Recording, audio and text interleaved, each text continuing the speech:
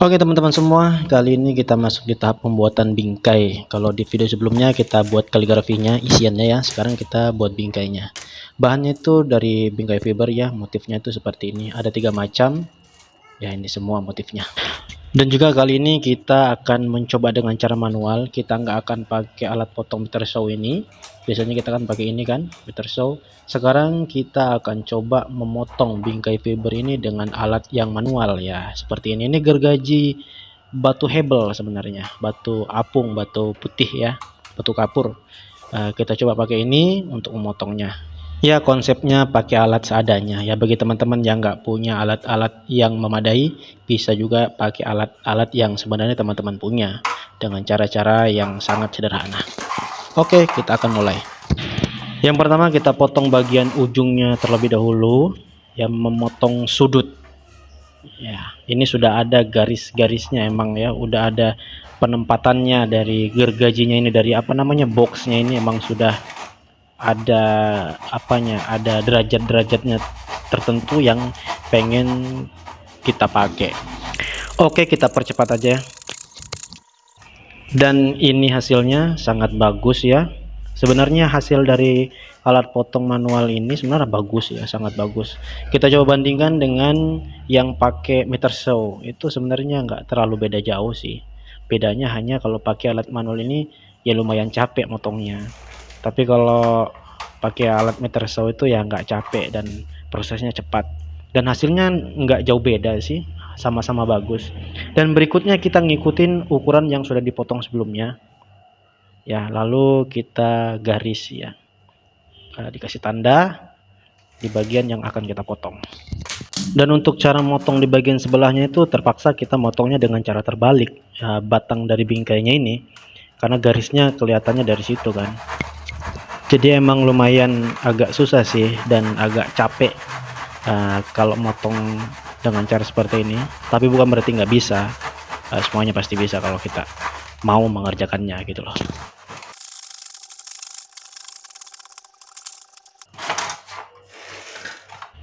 Dan hasilnya sangat bagus loh, halus gitu, mulus gitu kan, hasil dari alat potong manual itu. Capek tapi maksimal. Oke, untuk bingkai luarnya sudah terpotong semua, ini siap dipasang gitu kan. Berikutnya kita akan rakit menggunakan yang pertama lem, terus diperkuat dengan paku V ya, bentuknya seperti ini mah khusus untuk bingkai ya. Kita caranya manual juga, kita memakunya pakai palu gitu kan, pakai palu aja. Terus jangan lupa juga siapkan triplek. Triplek ini gunanya supaya bingkai yang kita lem ini kan, ketika kita lem begini terus kita kasih lem Alteco-nya itu, dia nggak nempel di lantainya gitu kan, jadi ada spasi dari tripleknya ini. Oke, kita eksekusi. Jadi di sini saya menggunakan lem semacam Alteco gitu kan, atau lem Korea gitu kan, untuk apa ya, penguat awal sebelum kita paku gitu kan. Ya ngasih lemnya secukupnya, karena lem semacam ini itu sangat kuat dan cepat kering. Ya gini aja nih sebenarnya udah nempel ini. Kita lem juga bagian yang satunya, yang ngasihnya juga secukupnya, jangan terlalu banyak gitu, karena terlalu banyak kadang meluber kemana-mana yang bisa merusak warna bingkainya ini. Apalagi kalau warna gold begini, ini rawan sekali, jangan sampai kena gitu kan, karena biasanya warnanya jadi rusak. Oke, ini udah kering, ini kita tunggu yang sampai betul-betul kering baru kita paku. Ya ini udah kering ya. Berikutnya kita paku. Pakunya 2 biji ya di bagian ujung. Dia nggak bisa agak keluar, dia harus agak masuk ke dalam, karena kalau keluar itu kan dia tipis, semakin tipis gitu bingkainya, jadi pakunya tembus.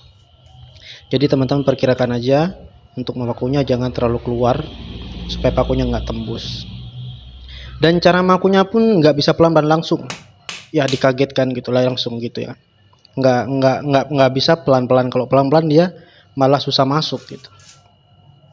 jadi harus langsung dipaku. Ya, kita kasih 2 biji di bagian luar sedikit. Ya, makunya gitu ya, harus langsung, nggak boleh pelan-pelan.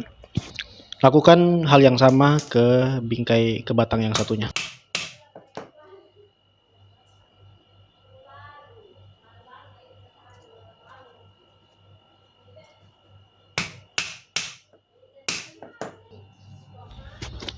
Dan hasilnya seperti ini teman-teman semua. Bagus ya, rapih, nggak belepotan gitu kan. Berikutnya kita gabungin batang bingkai yang satunya tadi dengan yang satunya juga. Kita satuin, kita lem dengan cara yang sama.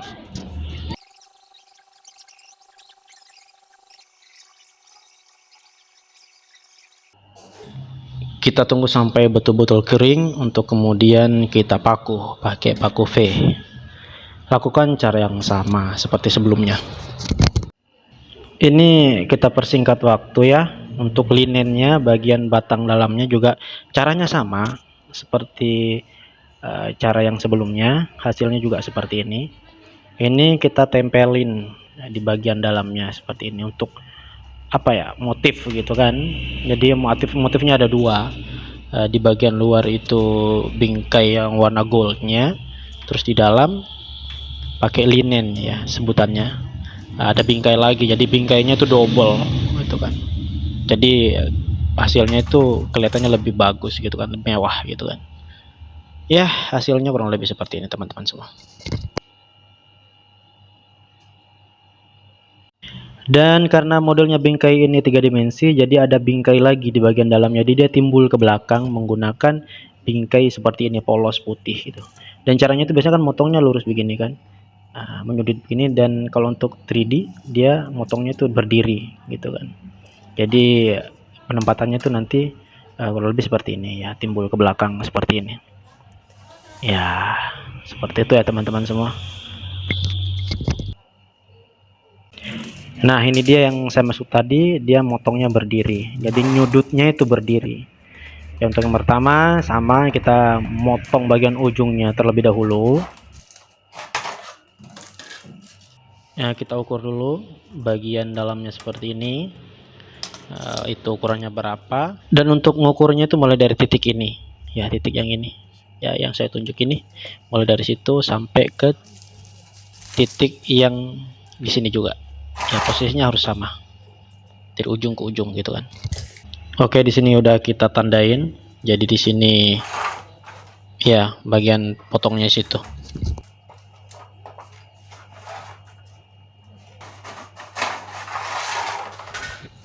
Dan seperti ini hasilnya teman-teman. Ya, kita bersihin yang serpihan pinggirnya itu supaya rapi.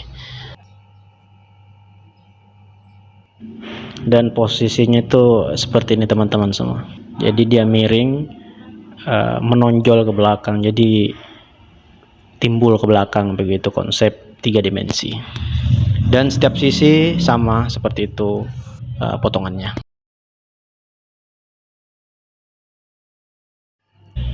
Sudah selesai semua, tinggal kita pasang. Jadi posisi pasangnya itu di bagian ya seperti ini teman-teman semua. Kita pasang semua di setiap sisinya. Ya, jadi dia ketemunya gini teman-teman. Oke, bagian sisi sebelah kiri juga sama posisinya. Dia ketemunya ya, sudutannya itu ketemunya begini teman-teman. Di bagian ujung juga sama. Jadi ini ukurannya dipotong ya, lebih kecil 1 mili lah dari ukuran bingkai dalamnya itu, bingkai luarnya maksudnya, supaya ada spasi dia. Jadi total 2 mili, 1 mili kiri, 1 mili kanan, jadi total 2 mili. Berikutnya kita teteskan lem sedikit saja, yang penting dia rekat, itu jangan terlalu banyak, karena kalau terlalu banyak dia akan meluber ke bawah, nempel dengan bingkai yang besarnya, akhirnya susah dilepas. Dikit aja, ditetesin aja setiap sudutnya untuk bisa rekat aja gitu, untuk kemudian kita paku, karena makunya nggak bisa di sini, Karena kalau pakunya di sini pakai palu akan merusak bingkai besarnya itu. Jadi kita rekatkan dulu supaya posisinya pas. Terus kita buka, rekatnya itu pakai lem ini. Nah, kita buka baru kita paku gitu. Nah, sebenarnya cepat sekali ya, keringnya ini sudah kering. Nah, kita buka, kita lepas, taruh di tempat lain. Nah, disitulah kita paku pakai paku V juga. Oke, di sini paku dengan cara yang sama langsung di dikagetkan gitu ya, jangan pelan-pelan. Karena kalau pelan-pelan dia cenderung gagal. Jadi kalau dikagetkan langsung dia biasanya lebih bagus hasilnya juga. Oh ya, ngomong-ngomong, ini paku V-nya pakai yang 10 mili ya teman-teman semua.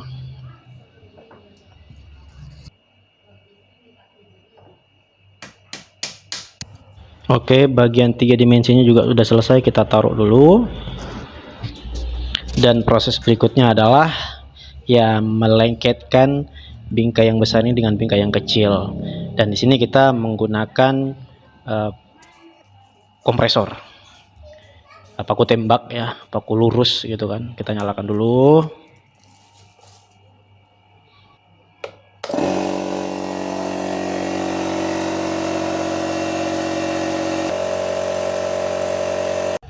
Iya, kita gunakan paku tembak seperti ini, yang lurus ya, seperti paku.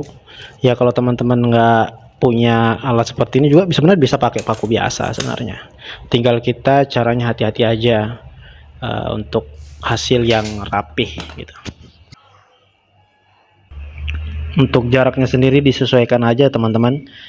Dia kiranya pas gitu, nggak terlalu tembus masuk ke dalam, nggak juga kurang gitu kan. Jadi emang harus pas, jangan terlalu ke bawah juga arahnya, karena kalau terlalu bawah dia akan tembus keluar jadi kelihatan pakunya. Jadi sini di tahap ini emang harus kita hati-hati sih untuk hasil yang lebih rapi.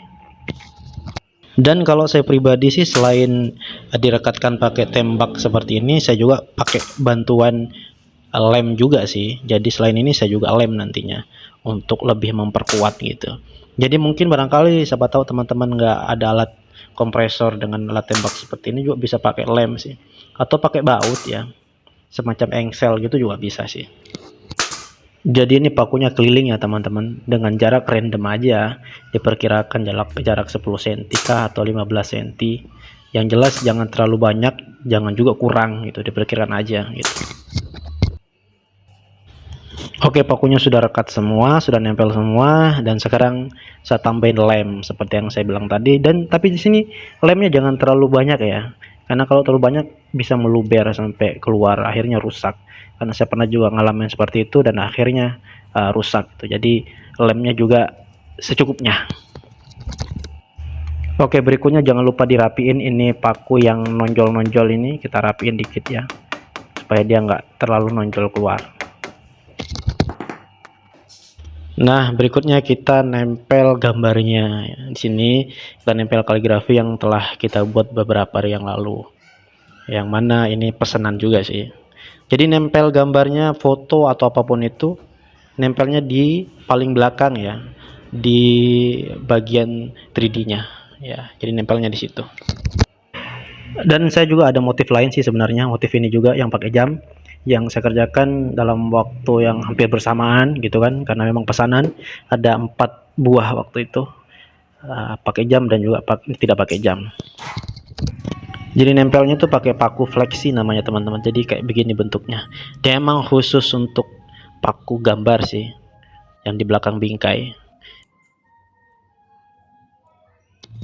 ya, modelnya seperti ini. Karena kita manual, kita pretelin dulu satu-satu baru kita tempel. Untuk jaraknya pun random ya, tergantung dari gambarnya juga besarnya seperti apa. Lebih banyak lebih bagus.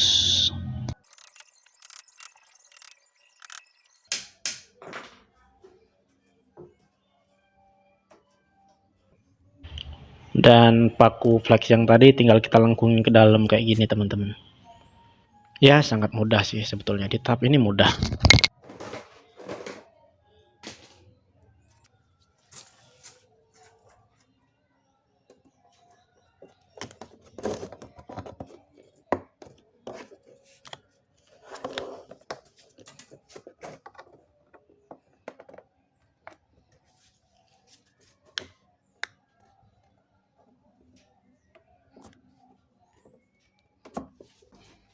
Oke, proses penempelan gambar atau kaligrafinya udah selesai. Berikutnya kita tinggal pasang gitu. Tapi sebelum itu kita potong kacanya dulu teman-teman, karena kacanya ada di bawahnya ini, di dalamnya ini.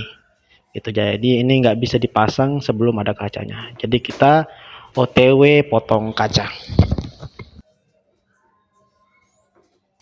Oh iya, karena ini pakai jam, otomatis jangan lupa pasang dulu mesin jamnya. Karena kalau sudah terpasang nggak mungkin dong bisa pasang mesinnya. Jadi jangan lupa pasang dulu mesin jamnya. Dan untuk jamnya sendiri saya ada dua macam ya, ada yang otomatis, ada yang biasa. Yang otomatis itu yang tidak pakai detikan, dia jalan terus gitu dan tidak ada bunyinya. Tapi terserah sih, apapun itu sebenarnya fungsinya sama aja. Ya kita pasang dulu lah teman-teman. Untuk yang pakai jam itu kita butuh spons seperti ini untuk pengganjal di belakangnya supaya mesin jamnya itu tidak mentok di tembok. Jadi karena ada penahan dari sponnya ini gitu. Untuk merekatkannya di sini saya pakai lem fox kuning. Jadi kita timbal balik ya lemnya supaya lebih maksimal merekat. Fungsinya ini. Nah, sekarang sponnya sudah nempel. Oh ya teman-teman, jadi tadi itu jarumnya itu kan warna hitam. Terus landasannya dasarnya kan warna hitam juga, jadi nggak kelihatan kan. Untuk bisa berubah warna putih kayak gini jarumnya kita cuman butuh pilok saja.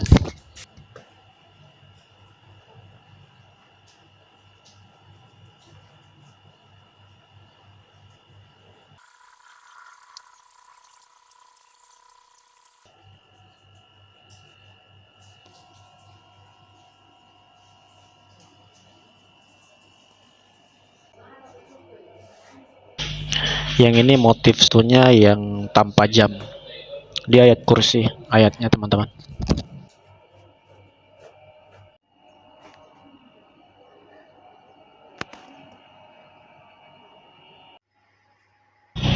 Sekarang kita akan potong kacanya. Di sini kita pakai kaca ketebalan 2 mili teman-teman semua.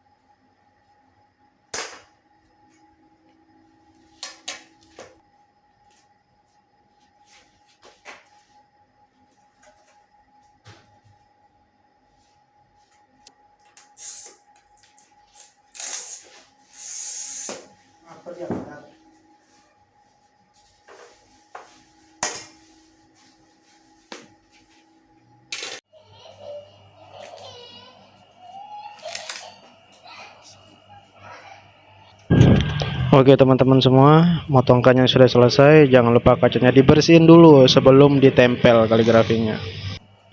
Kaligrafinya juga jangan lupa dibersihin, karena kalau sudah tertempel, sudah terpasang, untuk ngebongkar laginya itu sebenarnya nggak susah-susah amat, cuman ya nambah kerjaan aja.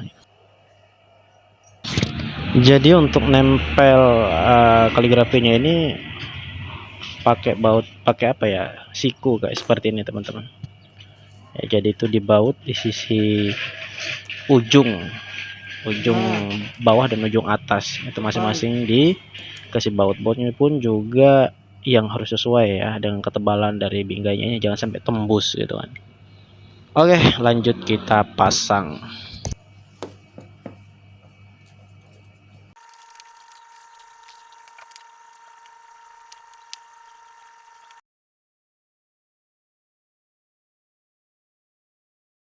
Iya, ini yang pakai jam ya, sudah selesai. Berikutnya yang nggak pakai jam. Sama kita bersihin dulu kacanya untuk menghindar dari kotoran-kotoran yang ada di dalamnya. Caranya pun juga sama, cara nempelnya tetap pakai baut yang sama, hanya saja nih bedanya nggak pakai bantalan ya, nggak pakai spon untuk pengganjal seperti yang ada jamnya. Ini nggak pakai, jadi ini polosan aja seperti ini. Oke, lanjut. Oke, berikutnya kita pasang gantungan ya, pakai plat gantungan seperti ini. Ini yang agak tebal karena lumayan berat gitu. Terus selain itu kita juga pakai gantungan seperti ini untuk pengikat ya. Jadi diikat antar sudut gitu ya, supaya dia lebih kuat bertahan. Kan biasanya kalau nggak pakai ini dikhawatirkan melengkung. Jadi nanti diikat pakai tali keliling. Gantungannya pun bukan juga pakai tali nanti. Nah, tahap terakhir jangan lupa dibungkus sudutannya pakai kertas seperti ini. Ini wajib ya, supaya dia nggak lecet-lecet gitu. Ya, jadinya kayak gini kan. Nah, apalagi untuk stok digeser gitu supaya nggak lecet. Apalagi bagian sudutan gitu kan, rawan kepentok gitu kan. Caranya itu simpel ya, tinggal kita potong gini, tinggal dilipat, ngikutin bentuk dari bingkainya. Baru setelah itu kita lakban, udah selesai. Nah, ini sudah tahap terakhir, ini sudah selesai dan siap kirim. 4 buah pesanan siap kirim ke tuannya. Alhamdulillah teman-teman semua sudah selesai.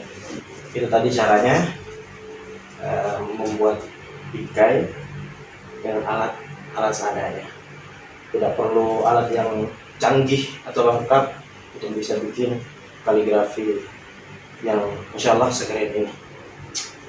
Mantap. Alhamdulillah. Assalamualaikum warahmatullahi wabarakatuh.